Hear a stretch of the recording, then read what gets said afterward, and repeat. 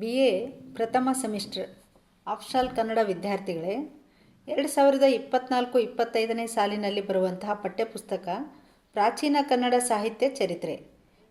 ಈ ಒಂದು ಪಠ್ಯಪುಸ್ತಕದಲ್ಲಿ 10 ಅಂಕಗಳ ಮಾದರಿ ಪ್ರಶ್ನೆಗಳನ್ನು ನಾನಿಲ್ಲಿ ತೆಗೆದಿದ್ದೇನೆ.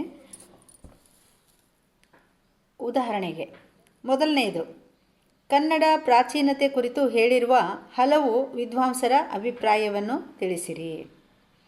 ಎರಡನೆಯ ಪ್ರಶ್ನೆ, ಕನ್ನಡ ಸಾಹಿತ್ಯ ಚರಿತ್ರೆ ತಿಳಿದುಕೊಳ್ಳುವಲ್ಲಿ ಶಾಸನಗಳ ಪ್ರಾಮುಖ್ಯತೆಯನ್ನು ಹಲವು ಶಾಸನಗಳ ಮೂಲಕ ವಿವರಿಸಿರಿ ಅಥವಾ ಕೆಲವು ಶಾಸನಗಳ ಮೂಲಕ ವಿವರಿಸಿರಿ. ಮೂರನೇ ಪ್ರಶ್ನೆ, ಶಾಸನಗಳ ಪ್ರಾಮುಖ್ಯತೆಯನ್ನು ಉದಾಹರಣೆಯೊಂದಿಗೆ ಬರೆಯಿರಿ. ನಾಲ್ಕನೆಯದು, ಕಾವ್ಯದ ಪ್ರಕಾರಗಳನ್ನು ಬರೆದು ಗದ್ಯ ಪದ್ಯ ಕವಿಗಳನ್ನು ಹೆಸರಿಸಿರಿ. ಗದ್ಯ ಪದ್ಯ ಬರೆದಂತಹ ಕವಿಗಳ ಹೆಸರನ್ನು ಬರೆಯಿರಿ. ಐದನೇ ಪ್ರಶ್ನೆ, ಕನ್ನಡ ಸಾಹಿತ್ಯದ ಸ್ವರೂಪವನ್ನು ಅವುಗಳ ಲಕ್ಷಣಗಳೊಂದಿಗೆ ಬರೆಯಿರಿ ಅಥವಾ ವಿವರಿಸಿರಿ. ಕನ್ನಡ ಸಾಹಿತ್ಯದ ಸ್ವರೂಪ ಮತ್ತು ಅದರ ಲಕ್ಷಣಗಳನ್ನು ನೀವು ಪ್ರಶ್ನೆ ಕೇಳಿದರೆ ಸರಿಯಾಗಿ ಬರೆಯಬೇಕಾಗ್ತದೆ. ನೆಕ್ಸ್ಟ್ ಕ್ವಶನ್, ಹಲವು ವಿದ್ವಾಂಸರ ಪ್ರಕಾರ ಕನ್ನಡ ಸಾಹಿತ್ಯದ ವಿಭಜನಾ ಕ್ರಮವನ್ನು ಬರೆಯಿರಿ ಅಥವಾ ವಿಭಾಗ ಕ್ರಮವನ್ನು ಬರೆಯಿರಿ.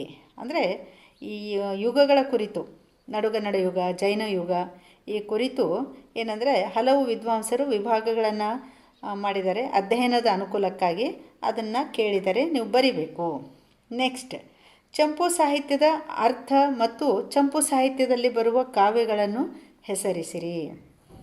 ನೆಕ್ಸ್ಟ್, ಸಾಹಿತ್ಯದ ಉಗಮವನ್ನು ಕುರಿತು ಉದಾಹರಣೆಯೊಂದಿಗೆ ಬರೆಯಿರಿ. ನೆಕ್ಸ್ಟ್, ಅದೇ ಒಂದು ಪಾಠದಲ್ಲಿ ಈ ಚಂಪು ಸಾಹಿತ್ಯ ಸಂಸ್ಕೃತ ಜನ್ಯವೇ ಅಥವಾ ಕನ್ನಡ ಜನ್ಯವೇ ವಿಶ್ಲೇಷಿಸಿರಿ ಅಂತಲೂ ಕೇಳ್ಬೋದು. ನೆಕ್ಸ್ಟ್, ಚಂಪು ಕವಿಗಳ ಆಶ್ರಯದಾತರು ಮತ್ತು ಅವರು ಇದ್ದ ಕಾಲಮಾನ ಹಾಗೂ ಅವರ ಕೃತಿಗಳು ಮತ್ತು ಅವರಿಗೆ ಸಿಕ್ಕ ಬಿರುದುಗಳನ್ನು ವಿವರಿಸಿರಿ. ಇಷ್ಟು ಕೂಡಿ ಒಂದೇ ಪ್ರಶ್ನೆ ಆದರೂ ಕೇಳ್ಬೋದು, ಇವೆಲ್ಲದರ ನಡುವೆ 2 ಪ್ರಶ್ನೆಗಳಾದರೂ ಕೇಳ್ಬೋದು. ನೆಕ್ಸ್ಟ್, ಕಾರ್ತಿಕ ಋಷಿಯ ಕಥೆಯ ಆಶಯವೇನು? ಈ ಕಥೆಯ ಕರ್ತೃ ಯಾರು? ಕಥೆಯ ಕರ್ತೃ ಯಾರು ಅಂತೇಳಿ ನಿಮ್ಗೆ 2 ಅಂಕಗಳಿಗೆ ಕೇಳ್ಬೋದು. ಈ ಕಥೆಯ ಆಶಯವನ್ನು ಬರೆಯುವಾಗ ಕರ್ತೃವಿನ ಪರಿಚಯವನ್ನು ನೀವು ಸ್ವಲ್ಪ ಹೇಳಬೇಕಾಗ್ತದ.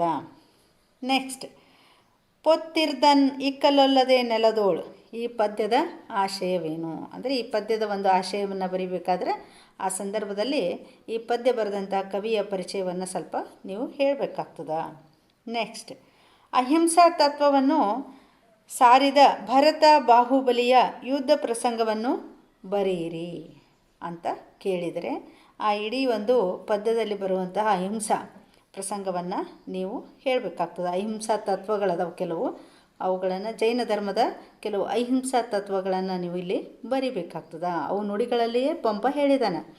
ಇಷ್ಟು ಇಡೀ ನಿಮ್ಮ ಕನ್ನಡ ಸಾಹಿತ್ಯ ಚರಿತ್ರೆಯಲ್ಲಿ ಬರುವಂತಹ ಪಠ್ಯಗಳ ಪ್ರತಿಯೊಂದು ಪಾಠದ ಒಂದೊಂದು ಪ್ರಶ್ನೆಗಳನ್ನು ನಾನು 1-2 ಪ್ರಶ್ನೆಗಳನ್ನು ಇಲ್ಲಿ ನಿಮ್ಮ ಒಂದು ಪರೀಕ್ಷೆಯ ಅನುಕೂಲಕ್ಕಾಗಿ ಹೇಳಿದ್ದೇನೆ.